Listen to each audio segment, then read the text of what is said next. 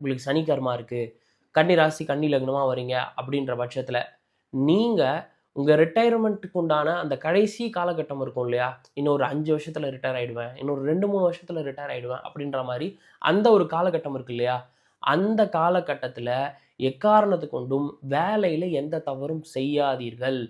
குறிப்பாக தப்புக்கு துணை போவாதீங்க. பெரும்பாலான இடத்துல உங்களை ஸ்கேப் கோட்டாக பயன்படுத்துவாங்க. ஸ்கேப் கோட் அப்படின்னா பலியாடுன்னு அர்த்தம். பலியாடா உங்களை பயன்படுத்துவாங்க.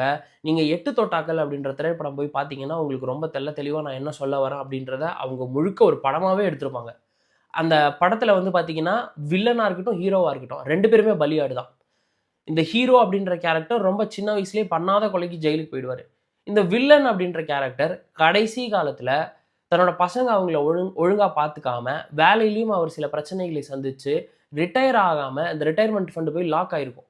வேலையிலிருந்து உங்கள டிஸ்மிஸ் பண்ணிட்டாங்க அப்படின்ற பட்சத்தில, அது ஒரு மிகப்பெரிய ஒரு பிளாக் மார்க். ஸோ அப்படி இருக்கும்போது உங்களுக்கு அந்த ரிட்டயர்மென்ட் ஃபண்ட் உங்களுக்கு வராது. கவர்ன்மெண்ட் அத ரிலீஸ் பண்ணாது. அதுக்கப்புறம் நீங்க நெறைய சட்ட சிக்கலெல்லாம் சந்திச்சு, சட்ட போராட்டங்களெல்லாம் நடத்தி, அதுக்கப்புறம் தான் நீங்க அத வாங்குற மாரி இருக்கும். அப்பயும் நீங்க இன்னசென்ட் அப்படின்னா தான், உங்களால இத வாங்க முடியும். ஸோ அந்த மாதிரி ஒரு ஒரு சிக்கல்ல போய் மாட்டிக்கிறாரு. அதன் காரணமாக என்னென்ன மாதிரியான விளைவுகள ஹீரோவும், வில்லனும் சந்திக்கிறாங்க அப்படின்றது தான் அந்த திரைப்படமே. ரொம்ப அற்புதமான திரைப்படம். கட்டாயமா எல்லாரும் போய் பார்க்கலாம். அந்த திரைப்படத்த பார்த்தீங்கன்னா, இந்த கான்செப்ட் இந்த இன்சூரன்ஸு, பென்ஷனு, இந்த சனி கர்மா, கன்னி ராசி, கன்னி லக்னம் இந்த கான்செப்ட் ரொம்ப தெளிவா உங்களுக்கு புரியும். ஸோ முடிந்த அளவுக்கு வேலையில அந்த கடைசி காலத்தில கப்பு சிப்புன்னு சைலன்ட்டா இருந்து அப்படியே நாள கடத்தி ரிட்டயர் ஆக பாருங்க. கடைசி காலத்தில ஏதாவது ஒண்ணு பண்ணீங்கன்னா, உங்களுக்கு செட்டில்மென்ட் அமௌண்ட்டோ, பென்ஷன் அமௌண்ட்டோ அது எக்கு தப்பா போய் மாட்டிக்கும். கடைசி காலத்தில உங்களுக்கு சிரமமா போயிடும்.